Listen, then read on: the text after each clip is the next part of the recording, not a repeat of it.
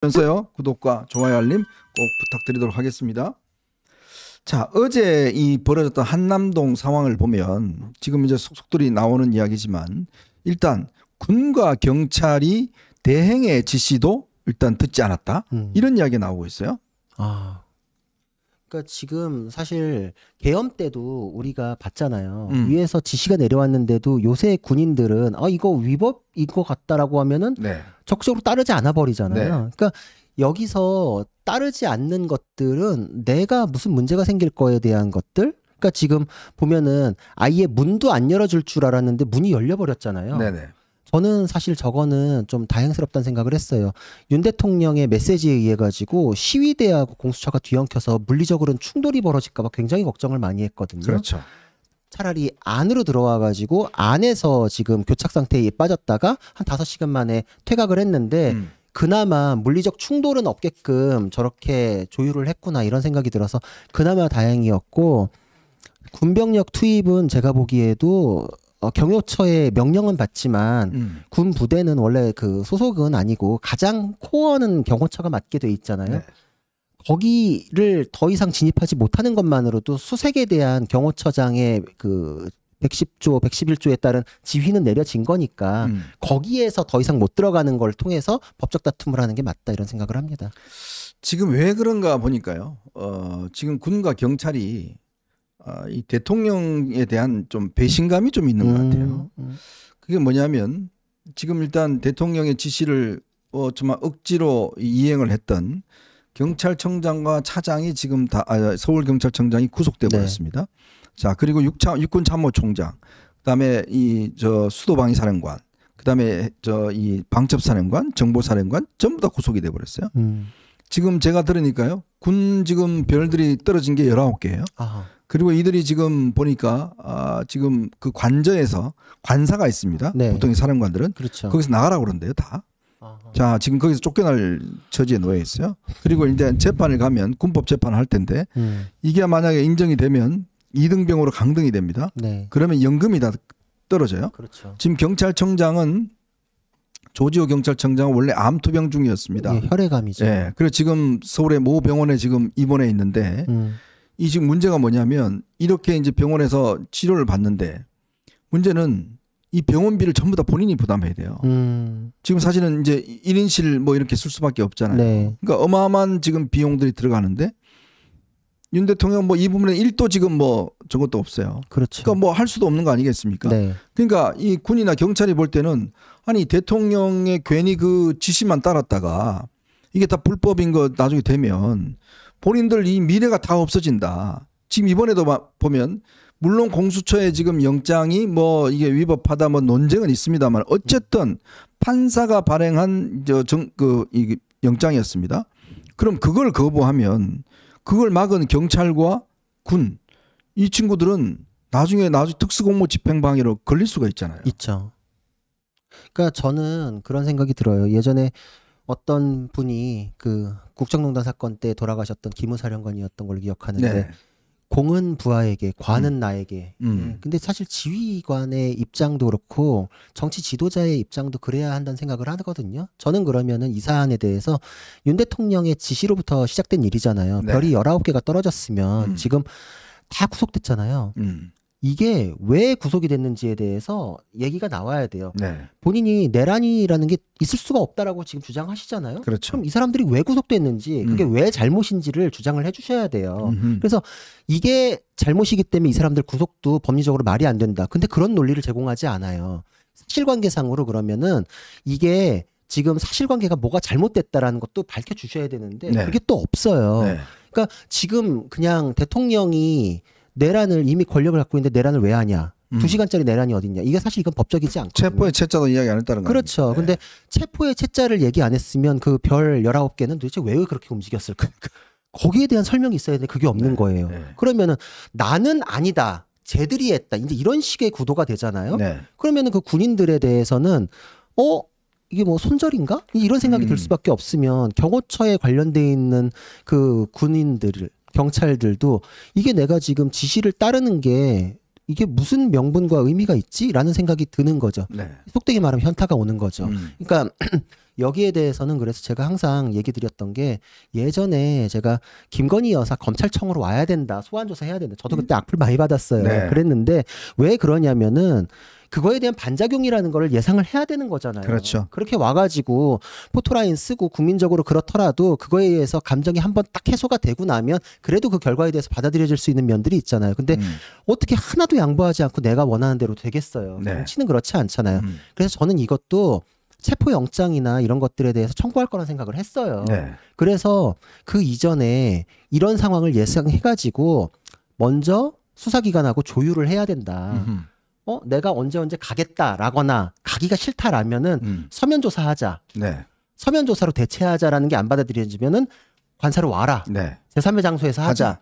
요 정도 협의를 봤어야 되는데 결국은 이 교착 상태를 해결할 수 있는 건 윤 대통령 한 명뿐이에요. 네. 그분께서 그렇게 했으면 정치적으로 메시지 던졌을 때 지지층이나 이렇게 해가지고 여론이 아니 그래도 대통령의 명예는 국가의 위신인데 어떻게 그렇게 뭐 체포영장에서만 하려고 하느냐 방법이 여러 개인데 라는 탄력을 받아가지고 서면조사 할 수 있었을 것 같아요. 왜냐하면 이재명 대표에 대해서도 서면조사에서 끝냈던 사건들이 있었어요. 네, 맞아요. 그것도 무시해가지고 그냥 불구속 기소한 사건도 있었어요.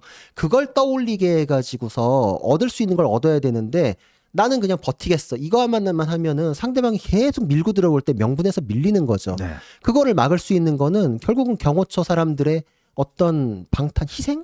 이렇게가 초래되거든요. 네. 그분들에 대해서는 그럼 내가 어떻게 해서 지켜줄 수 있다. 이게 있어야 되는데 그것도 없잖아요. 또. 네. 경호처가요. 진짜 들어가기가 정말 어렵습니다. 경호처에 이 채용할 때 굉장히 지원자들이 많아요. 왜냐하면 경호처가 다른 데에 비해서 꽤 신분 보장도 되고 대우도 괜찮습니다. 주로 특전사라든지 뭐 이런 그 특수부대 출신들이 이제 많이 지원하는데 경호처 갈 때는요. 이게 뭐 무술만 잘한다고 되는 게 아니고 일단 인물도 좋아야 되고 그다음에 영어도 잘해야 되고요. 여러 가지 어떤 요건들이 있습니다. 그러니까 이 경호처에 있는 분들은 정말 우리 최고의 어떤 이 뭔가 문무를 다 겸비한 그러니까 외국 나갈 때 예를 들어서 영어나 이런 거 다 소통을 해야 되고요. 또 이 무술도 매일 그러니까 경호처 저도 이제 그 경호처에 있는 분들 뭐 아는 분들이 많은데 그분들 그렇게 이야기를 해요. 자기들은 매일 총 맞는 연습을 한다.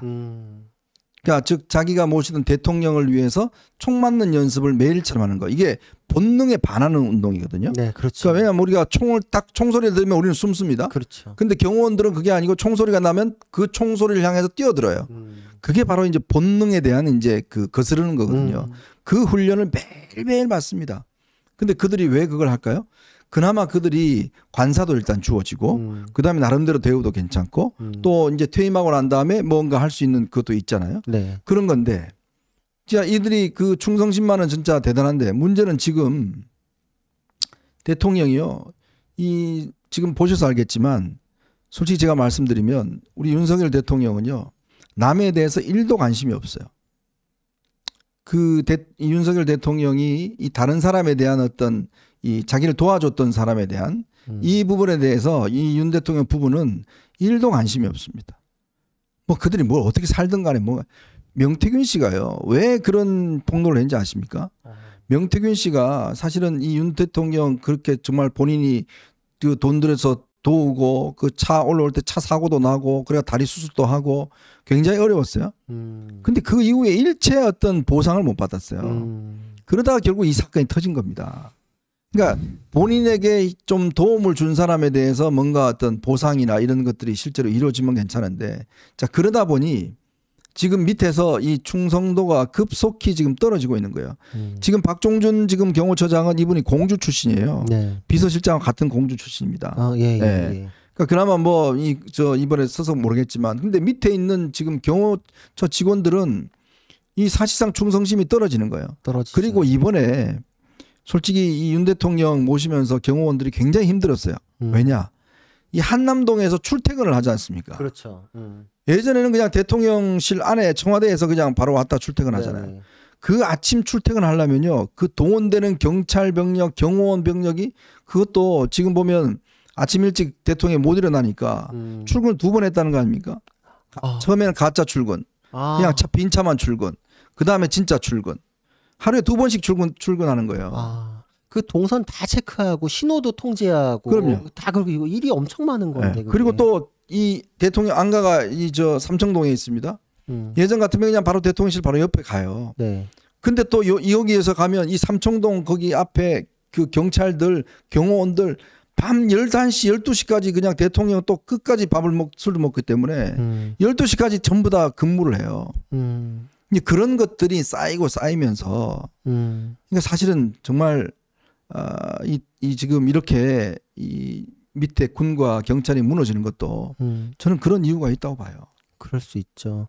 옛날에 그 중국 고사에 그 있잖아요. 장군이 아픈 병사의 고름을 입으로 빨아내가지고 네. 충성심을 얻어냈던 얘기 뭐 이런 거 맞아요. 있잖아요. 그냥 권세에서 나오는 충성심이라는 건 없어요. 네. 마음이 움직여야 되는 건데 지금 군 장성들 그렇게 가까이 지냈던 사람들에 대해서 윤 대통령이 하는 행동을 봤을 때 경호원들은 저분이 나를 사실 알지도 못할 텐데 나만 내일 죽는다 이런 생각 안 해요. 그런 생각이 들 수밖에 없는 네. 거죠. 뭐 기업들 옛날에 이제 제가 아마 기억나는 게 그 한화 기업의 김승현 회장 그때 이제 아마 체포하러 이제 그때 경찰에 갔을 때 그때 경비들이 막 막아갔고요. 그 중에서 3명인가 4명이 구속되고 그랬어요. 네. 근데 거기는 사기업이 있는데 네. 그러면 그렇게 한번 하면 다 보상해 줍니다. 뒤에서 다 보상을 해줘요. 네. 사기업이니까. 네. 근데 이번에 이렇게 대통령 막으면 누가 보상해줘요? 아무도 안 해주잖아요. 아무나 할 수가 본인들 없죠. 할 수도 없고 본인들만 이렇게 피해를 보는 겁니다. 근데 그거를 대통령이 만들면 안 되는 거거든요.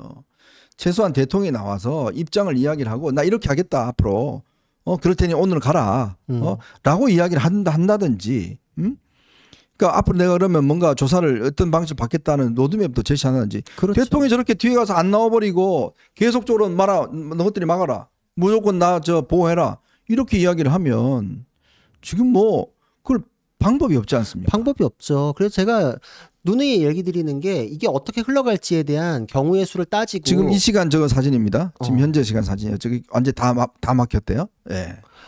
저게 저러다가 한 명이라도 다치면 네. 저거 대통령께서 책임지셔야 되는 문제가 되잖아요. 위에서 지금 아까 얘기했듯이 이런 상황 벌어질 거에 대해서 생각해서 서면 조사하자. 먼저 치고 나갔어야 되거든요. 네. 근데 공수처에서 이미 체포영장이 나왔는데 다 없애버리고서 네 서면 조사합시다. 이렇게 되겠어요? 여론이 이제 깔딱 넘어가 버렸는데 왜 그냥 버티기 이외의 그 수싸움이나 정치력을 발휘를 안 하셨기 때문에 이제는 지지층에게 몸으로 막아달라. 심지어는 공수처가 왔을 때 위법이니까 현행범으로 국민 누구나 체포할 수 있다. 이거 사실상 그 앞에 있는 지지자들이 공수처하고 물리력 행사라는 식의 얘기밖에 안 되거든요. 그러니까요. 되게 위험한 말이에요, 그거. 네. 근데 그거에 대해서 법적인 다툼은 있어요. 제가 아까도 얘기했지만 전체 내용에 대해서 명분은 밀리지만 그 절차마다의 공수처가 하고 있는 거 그 영장에 대한 문제들도 있긴 있어요. 근데 그런 문제는 개인들이 풀 수 있고 개인이 판단할 수 있는 문제가 아니에요. 결국은 법원까지 가야 되는 문제인데 그런 상황이 되기 전에 대통령께서 이번에 대해서 메시지를 내서 정리를 해주셔야 되는 문제예요. 언제까지 저 뒤에만 계실 겁니까? 지금 사실은 이제 군인들 전부 다 군사법원에 다 기소가 됐고요. 이 기소장에 따르면 참 이게 앞으로 참 참담합니다. 이들이 아마 굉장히 중형을 선고받을 수밖에 없는 그런 처지에 놓여 있습니다. 근데 대통령은 내가 시킨 바 없다는 거 아니겠습니까? 다 시킨 기록 나오고 다 전화했다는 지금 끝까지 나오는데 없다고 그러면 다 그들이 모든 책임을 져야 되잖아요. 그렇죠. 그러니까 이게 뭔가 법적으로라도 내가 다 내 책임이다 라고 이야기를 해주면 괜찮지만 이 사실은 대통령의 뜻을 따라서 했던 밑에 사람들은 지금 전부 다 지금 다 이런 자기의 모든 인생을 지금 바쳐야 되는 이런 상황이 오지 않겠습니까? 그렇죠. 이미 사실 그분들의 공적인 커리어는 다 끝장나버린 거죠. 네. 끝장나버렸고 최소한의 생계를 위한 삶의 기반마저도 지금 무너져가고 있는 거거든요.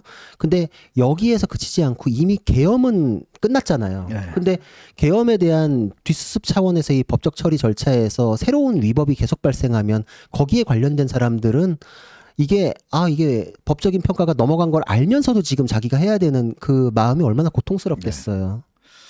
그렇습니다. 보수라는 게 뭐 저는 진보보다 우리가 좀 비교 우위에 나서기 위해서는 그래도 리더가 나의 책임이다라고 한 좀 당당한 모습을 좀 저는 보여줬으면 좋겠어요. 그러면서 지금도 사실은 많은 분들께서 정말 나와서 이제 고생을 하고 계십니다. 지금 이 추위에도 지금 뭐 한남동하고 지금 좀 전에 보셨지만 또 한남동은 지금 민노총 시위대로 좀 저렇게 돼 있고 이게 이렇게 되면 연일 저게 지금 전 세계의 모든 외신에 나가게 되면 그러면 진짜 우리가 걱정했듯이 국가 신인도라든지 이런 것들이 추락할 수밖에 없지 않습니까? 그렇죠. 그러면 그걸 누가 책임지겠습니까? 여러분 이게 국가 신인도 떨어지면요. 여러분들 이제 그 다니시는 직장이요. 흔들리기 시작합니다. 그럼 여러분들 자녀들이 일단 직장을 잃기 시작해요. 그럼 그때 가서는 어떻게 이게 남 이야기가 아닙니다. 지금 남 이야기가 아니라 지금 왜 최상목 대행이 그나마 딱 하니까 지금 여당 지지율이 지금 좀 올라가는 이유가 뭐냐면 여론조사 기관 하는 게 그나마 최상목 대행이 하면서 좀 수습이 잘 될 것 같다. 오히려 대통령보다 나을 것 같다. 이런 이제 생각도 또 있는 거예요. 그렇죠. 왜냐면 전에 제가 그랬잖아요. 아까도 윤 대통령께서 왜 그 전에는 그런 정치적인 메시지가 부족했는가에 대해 얘기했잖아요. 네. 최상목 대행이 2명 임명했을 때 제가 방송에서도 그랬어. 야, 진짜 이 정치다 이런 게 주고받고 해가지고 수싸움하는 게 정치인데 여태까지는 밀어붙여. 안 됨 말고 이런 식으로 완전 이 모아님 도로 계속 갔었거든요. 네. 이게 시스템을 채워 넣으면서 거부권 행사를 연계시켜서 같이 하고 이제 이런 게 정치고 이렇게 해가지고 사안이 수습되는 거가 국가 신인도가 올라가는 거지 외신에선 다 그래요. 지금 한 70년간의 대한민국의 전통을 거꾸로 돌려버린 사건이다. 네. 외국에서 돈이 정말 돈은 정직하다 그러잖아요. 나라가 혼란스러운데 돈이 들어오나요? 이 나라에? 있던 것도 지금 빠져나가지. 자, 저는 이제 마지막 이슈로 한번 넘어가 보겠습니다. 이런 보시면서요. 구독과 좋아요 알림 꼭 부탁드리도록 하겠습니다.